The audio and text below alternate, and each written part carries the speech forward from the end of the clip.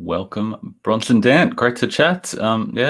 Great to have you on, and you've been a mate for a while. And a while ago, I came across your stuff and your YouTube channel. I went, now this guy's putting out some great content and great information and really clear teaching. And so I thought it'd be great to have a chat today. So thanks for coming on.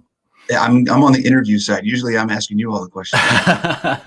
Yeah, we've had a couple of chats before where I've been the interview victim, but we have a lot of people in our data-driven fasting and masterclass groups where people make a bit of progress with the nutrition and then they get this new renewed energy levels and go, well, maybe I should be a bit more active to improve my health in that way as well. And it's the yin and the yang of improving your metabolic health. So not my area of expertise, definitely a whole lot of interest, but you've been specializing particularly in helping people start on their exercise journey lately even more, because that's such an important area. So yeah, great to have you on to be the victim on the other side of the microphone.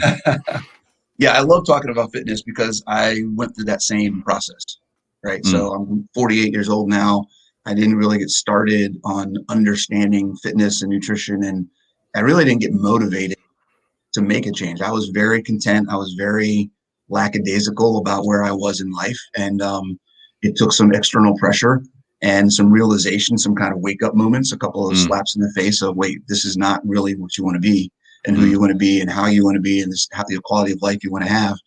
And so I've been on the unhealthy, overweight, over fat, not able to do things, didn't want to take my shirt off in public, depressed and lack of confidence. I've been there. Yeah. So that process, I understand it's not easy to get out of. Yeah. There's a bunch of steps along the way. A journey. Yeah. So you're in the Army previously, I think, is that right? Yeah, I was in the Army. It was active duty for about 5 years. I was in the National Guard for about 12 years. Wow. In that time, I was fit when I started. I went through a phase where I did the minimum that I needed to do. Then towards the end of that, I just kind of slowly progressed. Hey, I'm done. I don't need to worry about it anymore. And then when I was out, it was definitely like I have no further need to be in shape, so I can just do whatever I want to do now. Eat whatever I want. Yeah, do whatever I want. Yeah, woohoo, everything's great. I don't have to run again. Yay. Yeah, ever. But in that time, I did spend a lot of time. I spent a few years as a combatives instructor. So I was actually teaching hand-to-hand combat and things like that, which was very physically demanding. The training for that was very physically demanding, and the requirement and understanding of a lot of things about the body and how we that's kind of where I got the initial introduction to being a coach and a trainer. Was through that experience. Like, hey, I've got to get these guys in shape and get them to where they can, fight, for their lives, literally. Wow. And that was a serious that was the first wake up call for me, going through the initial training of I'm not in shape at all. Like, there's no way I can't teach this if I can't do it. So it was like, I need to get to a certain point. That was that first, like, okay, something's got to change. So, and then from there, I got into some other stuff and had fun. And you were saying before you wrote pretty much the first carnivore book out there. How long ago was that? You weren't. Yeah. Hey. So yeah, that was a secret, wasn't it, to share? Yeah, no, that's fine. It's not something I talk about because it was kind of something that I did out of my enthusiasm for carnivore. So, I'd been low carb, started out paleo, got to the low carb thing, no sugar, no processed foods, was introduced to carnivore. I did carnivore for 3 or 4 months. And then through my experience of doing it, it was more the motivation of the more stuff I did to look for information. I couldn't find information. This is about 3 years ago. I couldn't find anything. There was nothing out there. There was no Meet RX. It was just Sean, Dr. Baker on a podcast with Joe Rogan. And that was about it. Like, where do you find information? So I found some blogs. I found some information here and there, people talking about different stuff. And I basically just wrote, I'd been taking notes. So I basically took all my notes and I had started a blog, and I took all the blogs I had written to that point and kind of just combined all of this stuff into here's what I found so far about all of this stuff and how it works and why it works and what it's done for me in the past 8 months. or 6 months. I forget. I mean, hadn't even done it a year, and I wrote a book. Cool. I wrote a book, right? It's like, because it was so transformative. Yeah. You Like, wanted it to just share that changed journey. everything. I just like, people need to know about this. So it's not crazy. It's like I said, it's like 100 pages. It's titled The Meat Life. It's the experiential guide. So it's my experience. It's not like anything that's, scientific, or I'm not a doctor or anything like that. It's just, here's what I've learned so far. Yeah. And you sort of moved on from, I think you said the other day, you've moved on from promoting that as the only thing you do, because not everybody wants to be carnivore, but it still works really well for you. So absolutely. Yeah. Like, you don't have to eat meat only to work with Bronson. Right. And I mean, I'm still passionate about what carnivore can do for people, but it's changed in carnivore. I don't use the word carnivore as much. Now I talk about, and we've talked about this, I talk about nutrient density, bioavailability, and satiety. I think those are the three things. And the way that I look at it is, if you target those three things, you are naturally going to progress to a more animal-based / carnivore type nutrition. That doesn't mean you have to exclude other things. Yeah, definitely. What all our most nutrient dense plates, you look at it and maybe there's a whole ton of veggies and it looks like a plate full of veggies, but when you look at it from a calorie point of view, the majority of the energy is coming from the foods that provide the protein and fat, and definitely protein animal based. Yeah, animal based is more the niche, I guess you would call it, carnivore. Yeah. For most people. I think the genius thing about carnivore is it just gives people bioavailable protein, and whether you want to add more plants and more animal-based foods, people work it out, whatever suits. But if they chase the nutrient density and satiety, they end up somewhere in that realm. Yeah. So you've been looking at helping beginners more recently. Yeah. Going from more of a gym arrangement to going, let's help people start on their exercise journey. Why did you change that focus? Yeah, so that partially there's a progression here. So I got into that process of me changing and trying to realize the things I needed to do to kind of get healthy. One of those things was I started doing CrossFit. So I was like 38, 39, almost 40, started doing CrossFit, got into that really heavy, really loved it. It was as transformative for me as the carnivore diet was. Just in my exposure and understanding of what the body could do, understanding how the body works from a fitness and exercise perspective, understanding what fitness really even is, right? CrossFit does a really good job of defining what fitness is, and it has nothing to do with how you look. It has nothing to do with how strong you are. It's a combination of a bunch of things, but the bottom line is fitness is your ability to do work, your body's ability to move things and use energy efficiently. And that's it, right? So that changed a lot of things for me. Yes, I wanted a six-pack. Yes, I wanted to look good in a bathing suit. Yes, all of those things, but none of that stuff matters if I can't function daily without pain. If I can't, if I'm always driving myself into the ground every time I work out, then something's wrong. And those are things that a lot of people think, well, I have to work out 6 days a week and I have to be at the gym all the time. I can't live in the gym. I can't do that. Well, you don't need to. Yeah. That's not a requirement. Yeah. So through that process, I got some certifications. I started coaching as a CrossFit coach, spent several years. It's been almost 10 years now, getting a ton of different sort of certifications and training. I opened a gym. So I owned a CrossFit gym for about five, almost 6 years. Wow. And that really exposed me to the need and a better understanding of what everyday normal people need from a fitness perspective. Because I had everyday normal people coming to my gym every single day. Hey, I have pain here. I have aches and pains. I don't have energy. I can't play with my grandkids. All of these different life issues. And I had to take the program that I had and figure out, how do I make it fit all of these hundreds of people that I'm working with over the years.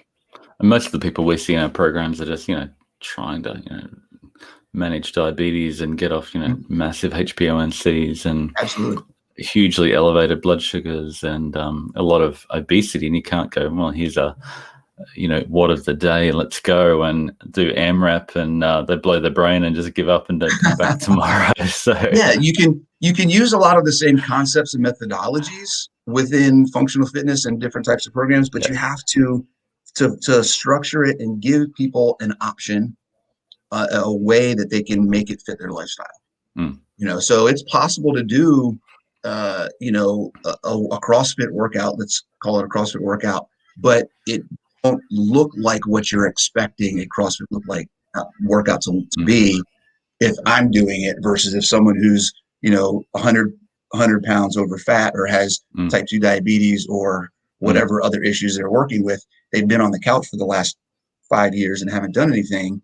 If they come in and I work with them, they're going to follow the methodology, but it's going to be tailored to where they are. So they could technically say, yes, they're doing CrossFit. They're not doing the same version that I'm doing because I'm in a different place than they are.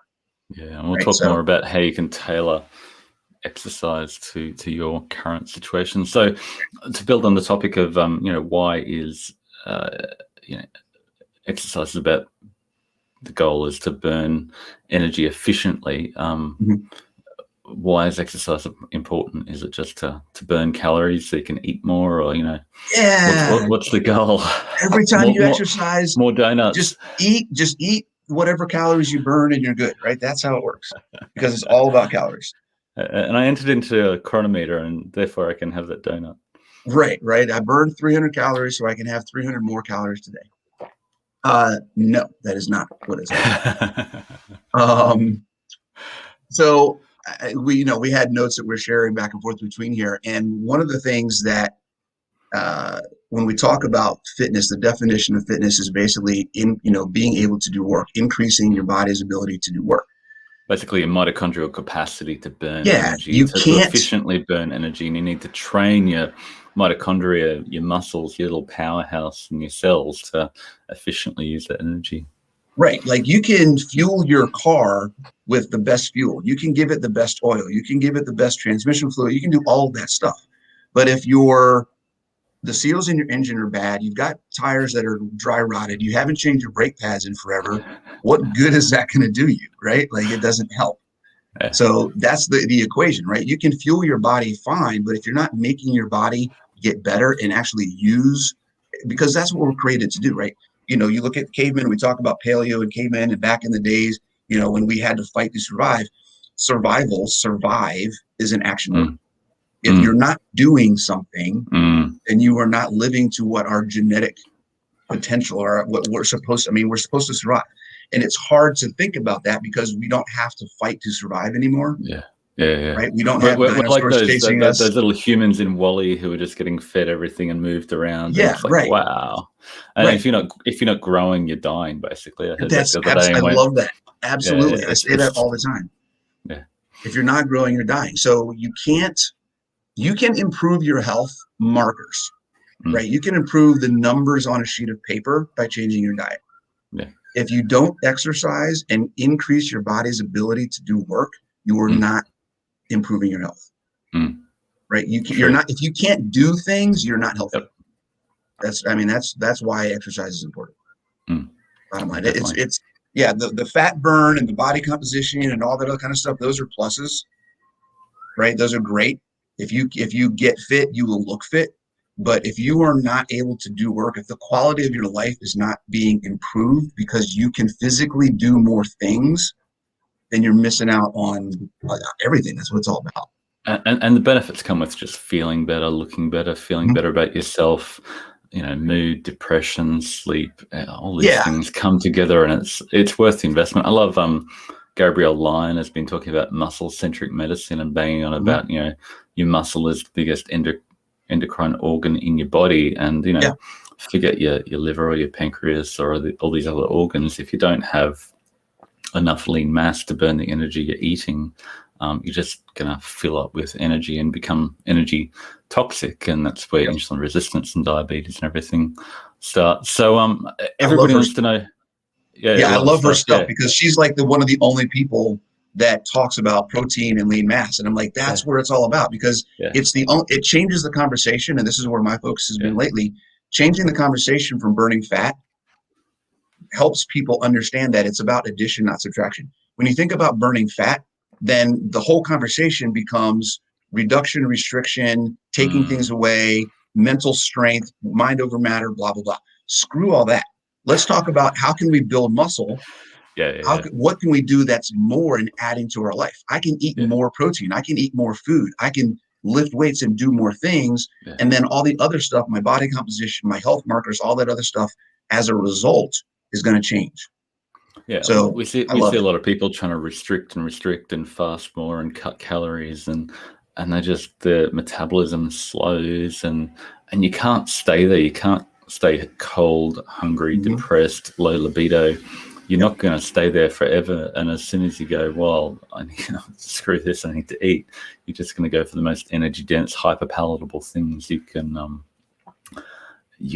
grab and put it all back on. Your body will just want to gain fat. So if you aim for optimum functionality, then you're going to live a much better, happier life. So it's not just about being skinny fat. So speaking of fat, how do you burn more fat? Everybody wants to know how to burn more fat. So what's the secret, Bronson? We've got some difference of opinions.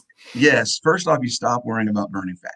Right? Start worrying, like you just said it, start worrying about making your body perform efficiently and giving it the fuel that it needs to do that, and then making it work in all the different ways that it can work. And the fat will naturally just happen. You'll lose fat. It will happen. If you don't focus on it and you do the other things and you focus on fitness and actually being healthy, the fat will come off. Just like when you talk about nutrition, if you focus on getting the nutrient density and the bioavailability and satiety, don't worry about macros and doing all this stuff to try to optimize your caloric intake. Just worry about getting what your body needs to be healthy.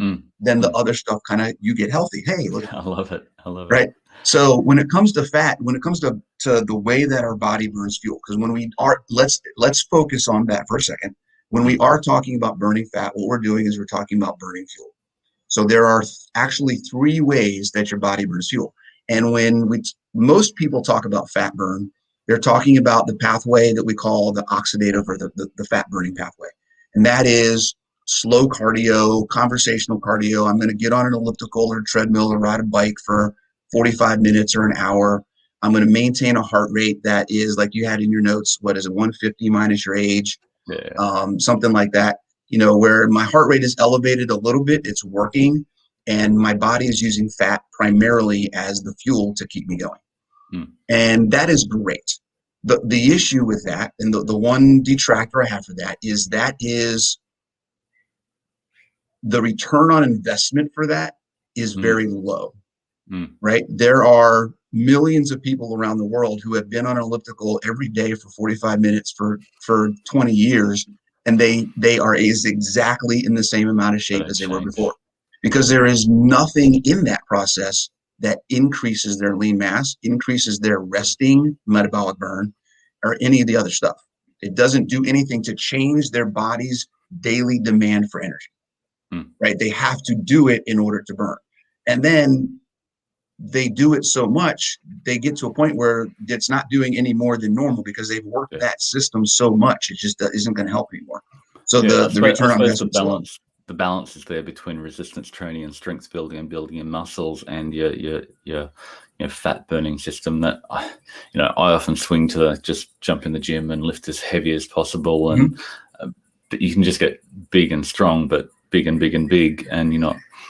I think it's also beneficial at the same time to get as much activity and walking and moving around during the day. And I talked to Mark Kikazella a few weeks back about the MAF method, Maffetone, developed by Phil Maffetone, which is 180 minus your age is the pulse rate, the heart rate you try to stay under. And at that point, you can stay in a fat burning zone where you don't dip into your glucose stores and then get more hungry. So I think that the sort of a balance between those two extremes, and what you're emphasizing is you need to find a point in your life where you're doing that intensity and demanding more of your body to burn more energy. And I think a lot of people end up in that gray zone between the really high intensity, they just go out for a jog where they're pushing as hard as they can, and they burn out, get really hungry, and come home and reach for the donuts because they've dropped all their glycogen and after an hour of running, and then binge eat and then just, like you say, just go in an endless cycle where they don't do high intensity and move as much during the day as they can, which is effectively what it looks like. Right. And we'll talk about the eating after, or the binging, or whatever, the food after working out. We'll talk about that in a second. But that's something I want to know all about. So that's, so there's 3 different ways your body burns energy. That's one of them, oxidative. It's your body's saying, look, I'm going to burn fat. That's great. It is, the return on investment is low, right? It's got that power curve drops very quickly. And then it does not build complete fitness. It's only one small part of the big picture of fitness. It doesn't work on strength. It doesn't build lean mass. It doesn't help with balance or coordination or that other kind of stuff. The second area, which people often think, this is the area where most people say you have to have carbs in order to work out. And that is the more high intensity, shorter burst, high intensity interval training, most weightlifting, that kind of stuff. And that is the glycolytic pathway. That is where your body's burning glycogen for fuel. It's using glycogen for fuel. What people tend to forget, and this is where the fat burn connection happens, is that you can turn fatty acids into glycogen. Gluconeogenesis works with protein and it works fat. With fat. So if you have body fat to burn, your body will convert body fat into glycogen so that you can do short-term intensity burst type exercises. So you can do high intensity interval training. You can do weightlifting. You can do sprints. You can do that stuff as a ketogenic athlete. You do not need carbs for that. And that will help increase it gives you another complete way that your body can now start burning body fat. Yeah, and right? If you're not overeating fat, that's a whole nother discussion. Yeah, well, might leave that one for today. That's a long one. Triggers a lot of people, it seems. So yeah, I suppose, and if you've type 2 diabetic and obese, you've probably got a lot of stored glycogen in your liver and your blood that you really need to work through. So yeah, definitely you don't need to overdo the carbs unless you're a Tour de France athlete and you've trained. I mean, I find it fascinating that the Tour de France athletes train in this low intensity state to ramp up their, stay under the lactate threshold and train to burn fat more efficiently, so then they can put on the pedal up the mountain and then blast it out with carbs to fuel. But the critical thing that people are learning is you need to train that fat burning metabolism is a first priority for metabolic health, because you need to be burning fat at rest and burning fat most of the time in exercise, and just need to pull on the glycogen in the really, really intense stuff. And the really intense, right? Glycogen, it's the octane booster for your fuel, right? Fat is fuel, get that stuff in, it's octane booster. And even if you look at the Tour de France stuff, mountain bikers, runners, Tour de France athletes, they're all starting to realize, and there's been a few that for years have realized this, but a lot of them are starting to realize that they themselves also need to start doing more strength training, that they need more lean mass, right? The level that they're working, lean mass is super important for them, right? Not because they need to be strong, but because they need a bigger reservoir, right? They need to, basically what happens is when you're stronger, there's a term called relative intensity, okay? If I can lift 500 pounds, then when I have to lift 100 pounds, I'm only working at 20% of my capacity. But if I can only lift 200 pounds and I have to lift 100 pounds, I'm working at 50% of my capacity. It's going to be a lot harder to move that 100 pounds. So if you look at a biker, for instance, if their relative capacity, as they get stronger, the work that they're doing is pretty low intensity already. It just makes it even easier for them to have that endurance because they're stronger. And that works for us. If you've ever moved an apartment or moved a house, right? You got to move all the furniture in, you got to move all the furniture out. The stronger you are, the easier that becomes. Yeah, it's all about power to weight ratio for the cyclist. And the energy required. For us, yeah. For us, it's a similar thing. Power to weight ratio is important. It's critical. So let's talk about how much exercise to do. And I love that you want to talk about maximal recovery volume and minimal effective dose. And I've been fascinated by Mike Isabel talking about all those things and trying to find the balance between blowing out my maximal recovery volume and always in the gym and massive high volume, and then I'm burnt out and tired and tempted to eat crap after just pushing too hard for too long, and it doesn't lead to optimal results. So how do you find that balance between minimum effective dose and pushing it too hard? Yeah, trial and error. My first suggestion would be find a coach, find someone that can, a coach or a trainer, and work with someone who has the experience. They can give you a more targeted, focused plan for you to start. They can evaluate you and say, here's a good place to start. We can tweak from there. If you're just starting and you don't have a coach, you don't have someone that's working with you, then you just kind of have to start with something. And then you really have to pay attention to the signals and the language that your body is talking to you. You have to understand, when your body is saying you need to take a break, then take a break. If you're waking up every morning and it's hard to get out of bed and you're feeling sore throughout the day and you're tired all the time and you just feel wore out, that's your body telling you that you're doing too much. You need to take a break. So you got to pay attention. If you got aches and pains, my elbow's starting to hurt, my wrist is hurting, my knees, my ankle, my knees, my back, my legs, whatever it is, you need to pay attention to that and take a break. Basically what we're talking about is the minimum effective dose is just like with medication, right? It's the minimum amount of effort or change or stress that you need to put into your system to see the change you're trying to make. So for many people, that could literally just be going for a mile walk every day for a couple weeks, and then that can maybe increase to a couple days a week. You go for 2 miles, or maybe you turn one of those days a week into a jog, or whatever it is. Okay. Then you want to find something that is going to get you moving, that you're going to feel is working, and that you're going to see some kind of change, some kind of result. If you go for a walk for a mile every day for a week and you don't really feel much out of it, and you don't feel like you have any more energy, you don't feel like anything's better because you're doing it, then maybe that's not enough. Maybe you need to do something different. Maybe you need to do something more, but you want to try to find that. And that's the beginning of it. When Monty broke her ankle, fractured her ankle, it was like hard to get out of bed and everything was swollen. And it's like, then you took off the cast and you saw that the muscle and everything had shrunken phenomenally. You went, oh my gosh, this is really freaky. So it's like there was a lot of pain just to walk to the front door, but it's like, okay, let's walk to the front door today, and then maybe if the pain's not too bad, walk to the letterbox the next day, and then walk across the road to the driveway, and then the next day walk to the power pole down the road, and before long you're back walking again. But it's progressive overload that I think is just so critical, that we go, okay, we're screwed. We've got to get fit really quickly, and everybody just goes hard and blows out and crashes in a heap. And definitely trial and error, and you always making mistakes. And I'm trying to tell my son, let's do progressive overload in the gym, but he just wants to blow it out and do max lifts every time. And I'm trying to tell him, I'm trying to coach him, but we're all so stubborn that we then you break yourself and you're on the couch for a while and you don't make the same progress you would if you just progressively overloaded.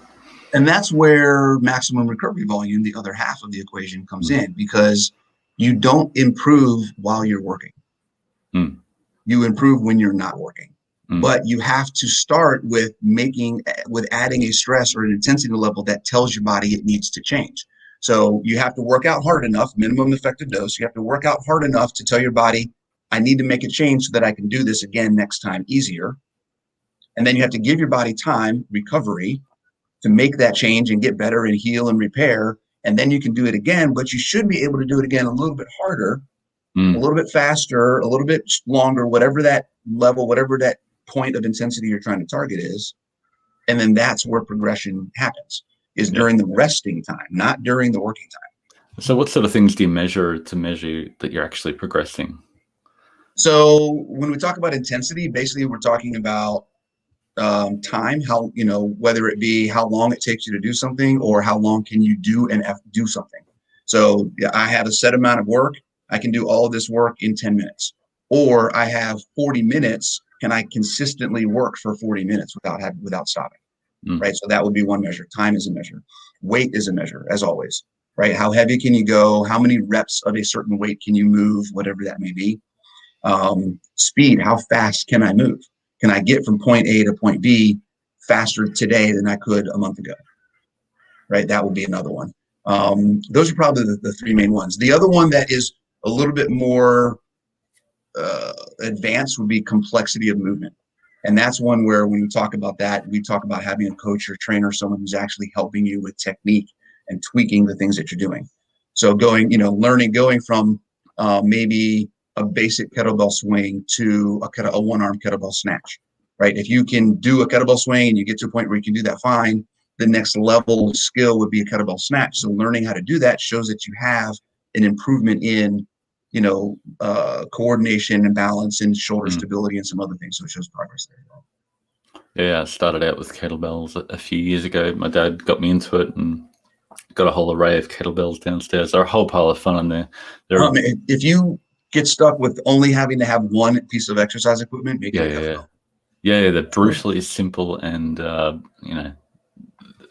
amount of work those guys doing the long cycle. I tried competing in long cycle, and the Russians are insane. The amount of work they're doing is just really intense. So if you want to blow your body out with most time effective, simple, cheap approach, just get one kettlebell at home, and then when you get bored with that weight, get a slightly heavier weight, and that's a great way to do it. Then you'll have a gym populated with kettlebells like me. Yeah, like you can be a kettlebell person. Bring some friends over, show them how to do other stuff. You got like 20 people in your basement. Yeah. So are there any simple tools you can use at home that you recommend? Kettlebells, number one. Dumbbells would be another one. And then resistance bands are probably really common for a lot of people. If you don't have a lot of space, you can do a bunch of stuff with resistance bands. Those would be the three. So in my program, I have an at-home program that I do, and I base everything off of those three things. So dumbbells, kettlebells, or resistance bands. So you can do everything you need to with that. Yeah, and it's so much cheaper than buying a gym membership and getting dressed up and driving to the gym and driving home. And it's ironic we spend all this time getting to the gym and getting dressed for the gym and driving to the gym, and then anyway, it's great to have it in the garage and just go do it. And it doesn't have to be expensive, especially when you're starting out. So are there any bodyweight options that you'd recommend? A lot of people want to start with bodyweight training. So the thing with bodyweight is you can go anywhere and find bodyweight workouts. The thing is, nothing is really, no matter what you find, unless you're going to just get a generic thing. So you don't know if it works for you or not. I have a beginner's bodyweight program that for anybody that joins my Facebook group, they can just once they get into the group, they can just download it from there. It has videos, it has an explanation of what the workouts are, how to do the movements and things like that. But because you're in my group, when you get that, you have access to ask me questions. So you can say, hey, here's this. I can't do this because I got bad knees, or I can't do this because I don't have this. Whatever it may be, then you have a resource, and it's not just a random bodyweight thing you downloaded off the internet. You're actually downloading it to have someone to communicate with. That community support is such a massive deal. We, same with us, we put out all this information, and you can read a book and go, oh yeah, that's great, and put the book back down. But when you're taking the journey with other people who are on the same journey and able to interact with people and ask all the questions and get them answered any time of the day, and it just helps people progress, and they feel like they're doing it with other people and not alone. And they're not. That's really critical. That's a huge thing, right? There's other people that are going through the same thing I am. If they're still here, I can still do it too. And I mean, that's gotten me through some tough times. It's absolutely. Yeah. No, the power of the internet during the whole lockdown, and everything's going to become more and more remote, and less people are going to be going to gyms. So definitely the world is changing. So everybody wants to know, how do I lose fat and gain muscle at the same time? What's the secret there, Bronson? All right. So I don't know if we've talked about this before. Well, you've seen some of my videos, so you know my take on fuel calories versus total calories. And I personally don't look at protein as a fuel because we don't use it primarily as fuel. Protein, and I'm going to try to make this without getting into a whole thing. Protein's primary goal is to build muscle. Yep. So if you prioritize the protein that you're getting, and I recommend, particularly if you're being athletic and you're trying to build 1 to 1.5 grams per pound of lean mass, right? So if you weigh 200 pounds and you have 150 pounds of lean mass, you should be getting 150 grams of protein a day at a minimum. That's my minimum. That's the way I look at it. If you do that, and this is the big key, and you are doing resistance training, okay? just increasing your protein at the initial beginning stages, maybe for a couple months, a couple weeks, you may see some increase in lean mass because your body's starving and it needs it because you haven't been giving it to it. It's amazing how we see people, they sedentary people who don't eat a lot of protein, maybe from a really hardcore keto approach, who have been avoiding protein. They just start eating more protein and you see their lean mass just trickle up, and it's like freak out. They're going, and then they freak out because like I'm gaining weight. I'm like, well, it's good because your body needs it. You need it to gain weight. And that's why it's really useful to measure the body fat percentage and whether you're actually gaining lean mass, because getting skinny fat is not a great thing, because then you're just skinny, hungry, and you don't have the metabolic rate to burn the calories you need, and then you can't eat enough food to get the nutrients you need. So anyway, I'll shut up, keep going. No. And that's the key thing to keep in mind is, I love reminding people this. If you're listening to this and you may not have thought about this, body fat composition, body composition, your body fat percentage is a 2-part equation. It's your body fat and your lean mass. It's a ratio. You can decrease your body fat without losing a single pound of body fat. Of lean mass. You can decrease the percentage of your body fat by adding lean mass. So if I have 50 pounds of body fat, that's great. Well, I want to lose some of that. Okay, cool. If I only have, so my recommendation, and I don't know if I put this in notes, my recommendation for people is you want to target 50% of your body weight. 50% of your total weight should be muscle. Yep. So if you weigh 200 pounds, you should have 100 pounds of skeletal muscle mass. That's not lean mass, skeletal muscle mass, actual just muscle, not bone, not water, none of that stuff. Just explain the difference between that. That's lean mass minus water minus bone. Right. Minus, stuff that isn't actual muscle tissue is basically what that is. So if you have, 20% body fat is a good number for most people, and 50% skeletal muscle mass.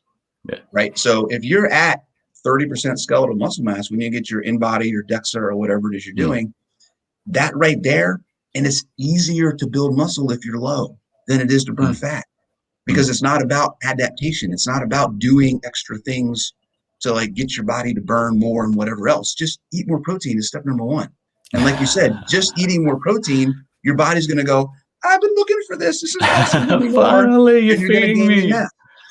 Right. So that's step number one. Yeah. Then if you want to take it to the next level and really start growing that and getting stronger and increasing that endocrine muscle, right? That endocrine system. That's where the resistance training comes in. You have to give your body a reason to change. So if you want to increase your lean mass, you got to tell it, hey, I'm doing things now. I'm more active. I need more muscle. And then you will grow more. And none of that has anything to do with adding fat. You can eat as much protein. You're not going to get fat off of protein. It's not going to happen. Yeah. And as you're losing, you can lose body fat and fuel your activity with your body fat. So you can lose fat and gain muscle at the same time, particularly if you've got a lot of body fat to fuel your activity with. And that's, the lean, the beginner gains, newbie gains, you get amazing progress when you start out that everybody who's been doing it for a while gets really jealous of, because when you begin, you just make this incredibly quick progress as you start to eat enough protein and do a little bit of resistance training and just start that progressive overload process. But as you get leaner and leaner, you don't have as much body fat to pull on to fuel that activity, and it becomes harder and harder. And a lot of bodybuilders, once you start to get really lean, and they need to do that progressive, bulk cut cycle a little bit. A little bit, not that much. It's, again, I think the people that we're talking to, I don't think anybody has to worry about it. Needs to worry about cutting and bulking cycles. I don't think anybody has to worry about that, right? I mean, even me, like I run daily. My normal, I'm hover around 13%. That's my normal percentage. Yep. I worry about if I go through a phase where I'm like, you know what, I want to get I'll probably do this in a couple months when it starts to get warmer outside and I want to go out to the beach, right? I want to get a little more cut. I will probably, right. The only thing that I will change is I'll just drop my daily fat a little bit. Right. I get about 165 grams of fat a day right now as a maintenance kind of thing. I'll probably drop that to like 120 or 100 to help burn what I've got, drop down to about 10% or less, and then I'll be good. But the average person just going from like 35 or 40% body fat to try and getting to a 20% body fat, build muscle first, and then the rest is gonna come along. Follow. You just fine tune from there. Yeah, and then you can fine tune. So talking about maximal recovery volume and minimum effective dose, how do you avoid burnout? How do you avoid, getting to the point where you go, I want to give up because I'm sick of this exercise thing. I tried it and I'm not doing it anymore. Yeah. It has to be enjoyable. So the initial selection of what you're picking to do for your physical activity really makes a difference. So find something you enjoy doing, put yourself in an environment that's supportive. So doing it with other people is a great thing. Find a coach that you're accountable to, get a friend and go do it together, whatever it may be. So that's a big thing. It has to be enjoyable. So that even when you get to a point where you are taking a break, because a lot of people are good, they'll do a couple days a week, they'll take a break and then do a couple days a week. But because it hasn't become a habit yet, that break that they take after a couple days, then it's like, oh man, I took a couple days off. Now I got to go back and start it over again, right? They feel like it's a whole new restart. So if it's not enjoyable, it's just going to make that process harder. The other thing is, don't just do one thing. Okay, make sure that either every day is something different, or within what you're doing each day, there's going to be something different. That's one of the great things about CrossFit or a good trainer or following a good program is you're going to focus on different areas every day. So one, it keeps you interested. You have variety. You're not sure what am I going to hit today? I don't know what's in the program today. But two, you're never going to overwork any system in a given week. Right. So if I do, like if you follow my program, we're going to work, you can work 5 days straight in a row with my program, but you're never going to burn out on any one thing because I vary it. And there's so many different areas of metabolic pathways and types of workouts and movements and exercises that will keep you interested all week long. But you won't get burnout and you won't get injured. You won't get those chronic pains and all that other kind of stuff.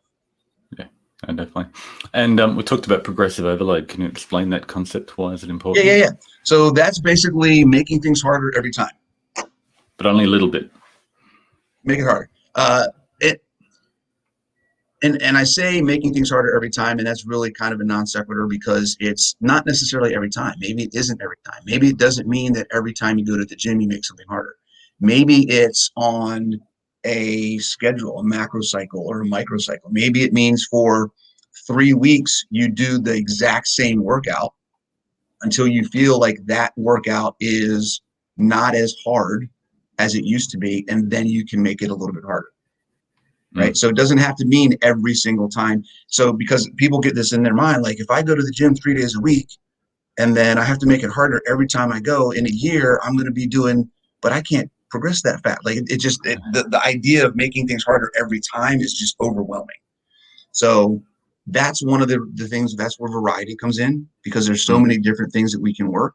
You can also just change what you're doing. That's a progressive overload because a lot of what we do, there's another word we'll talk about in fitness called transferability. So if I'm doing one exercise over here, there are portions of that exercise that transfer to other exercises that I do. So I can make pull-ups a challenge, but the next time I go do hanging knee raises, I'm still working some of the same thing. If I'm doing sit-ups and then I go do push-ups, there's core activation in both of those, and they're going to help each other. So you can make one thing harder or you just change it and do something different, but still improve the other exercise. So progressive overload is really just saying do something you haven't done before more than it is make something harder every time. Yeah. Does that make sense? Yeah. And how do people like CrossFit turns it into a competition game? How can people gamify the process and feel like make it fun to see change and progress? The easiest way, but also kind of a fine line, a dangerous line to cross is make it competitive. Yeah, that's really it's really the most common. It's what you see out there, right? You do it with a bunch of friends. They put their time. It happens in my app as well, right? We have people that post their workouts and so will say, I did it this fast. And someone else will be like, oh man, I tried, whatever. And you get that little competitive. As long as you keep it friendly, positive and a friendly competition, and you don't actually start becoming obsessed with beating someone else every single time, then I think that's a perfectly fine motivation. I mean, we're competitive. Competition is a great motivator, as long as it doesn't become a negative thing in your life, right? We don't want you to obsess, because it's always about competing with yourself and doing better for you than comparing against other people. And That's find probably someone to compete with who's at a similar level to you. Not, right. You don't want to start with Rich Froning and you're a couch potato. You do not want to do that. And make it a supportive thing. Like, yeah, okay, you beat me this time. That's great. I'm going to try to get it that's next time. And you can kind of feed off of each other that way. And you can actually use it as a supportive process. Outside of that, there's a lot of apps. There's a lot of things, people that have done, badges. When Fitbit has done a good job of gamifying it. Peloton does a good job of gamifying fitness. It's really, if you want to find an extraneous tool or app or some other program that does that, you can do it. There's plenty of different things out there. The biggest thing, I think, the biggest thing about why gamification works is because it gives you a social goal. It's something that you can show off. That's really all it is.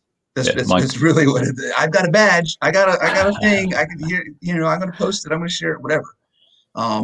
So if you could do something similar, if you don't want to get one of those, or if you're in my program or whatever else, you can kind of do that on your own. Set some of your own minor goals that are along the path of where you're trying to go. And then when you get them, celebrate them, share it, put it out there on social media. Hey guys, I just did this. This is one of my goals. I got it, whatever. And you can kind of gamify it yourself and kind of celebrate your own successes. Michael Sally just posted Strava, and that's amazing. Strava's when I was cycling, riding to work, it was just fun to see how fast I was compared to my best and trying to improve it. And and it's really taken off with encouraging cycling all over the world. And it's a real community online, even though people haven't met each other. Well, you just made a good point, right? Seeing, trying to do better than I did last time. You talk about, in your program, you have to track your food, right? In order for it to get the information, the data, the feedback that we're trying to understand and learn about nutrient density and that kind of stuff, you got to track your food. If you are not tracking what you're doing from a fitness perspective, you are not serious about getting in shape. And to make progress, you have to track something. You don't want to track everything all the time. Otherwise, your brain explodes. I'm a numbers nerd, but my brain explodes when I try to biohack and quantify everything. You just need to find one thing I'm focusing at the moment. I'm going to improve this. And once you've got bored of that, move on to the next challenge. And like life, unless you're not growing, you're dying. So personal records, like Michael said, personal records, course records, things like that. Even just the ability to say, hey, I have this goal. I want to work on getting my first pull-up. Right? Okay, I'm going to work on things along the way. How do I do that? Here's some other things that I can do that I can know I'm progressing and track that. So I want to do it in 6 months. Okay, what do I do? Boom, boom, boom. Here's how that works.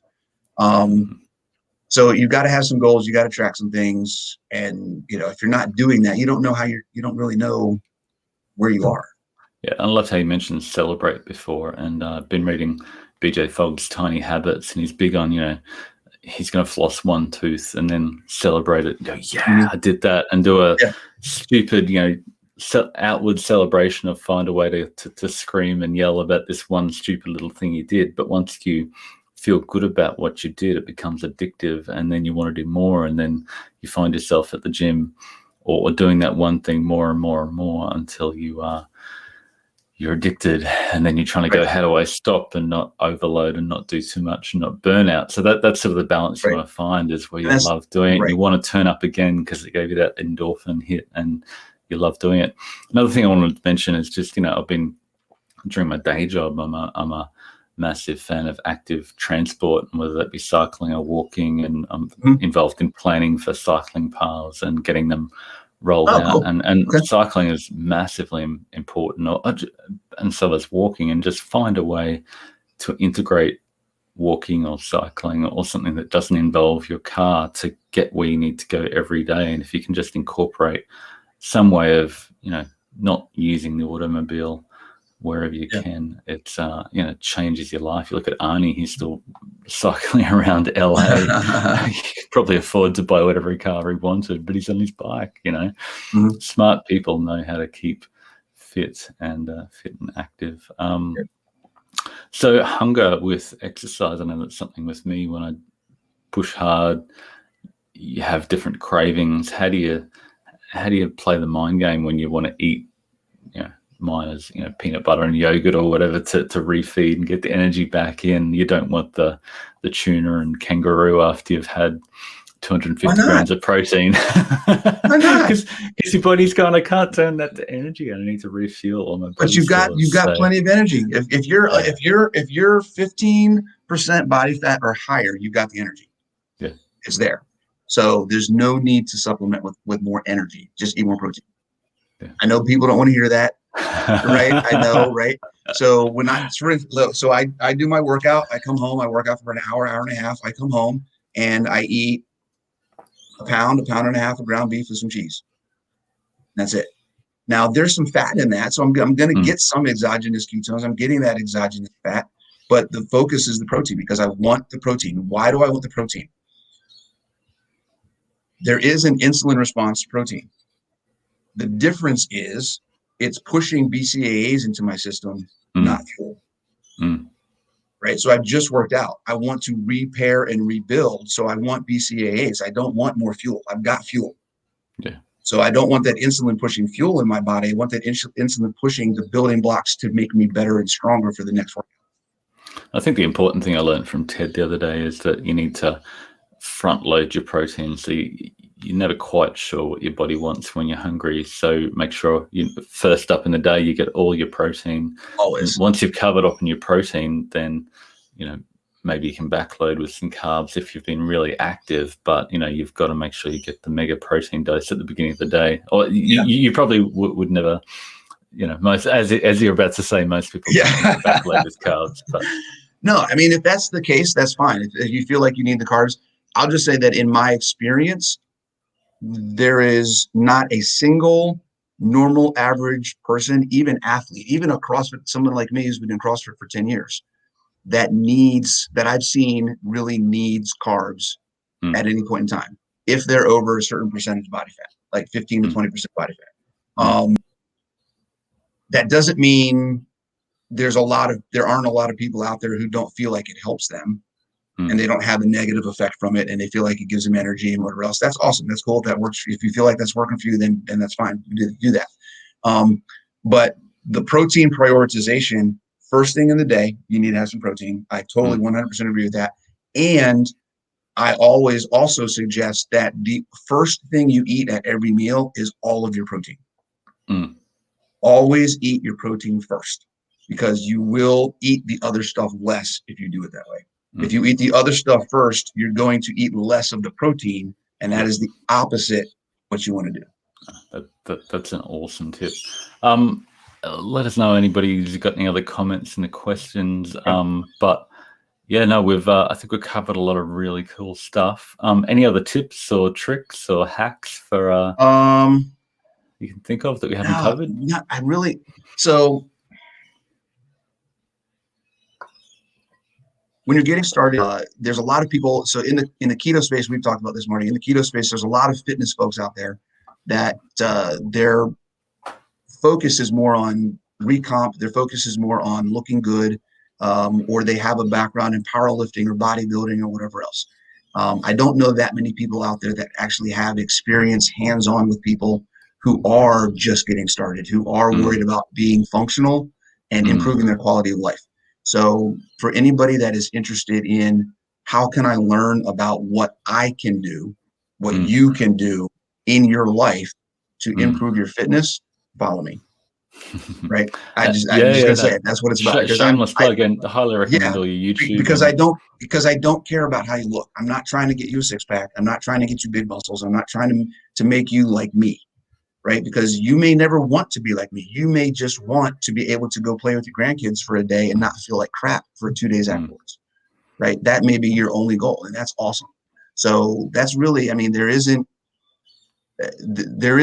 just like we talk about nutrition, not one size fits all. So you have to be able to kind of figure out where are you trying to go, and then what's the best path to get there. Yeah. And that's what I help people do.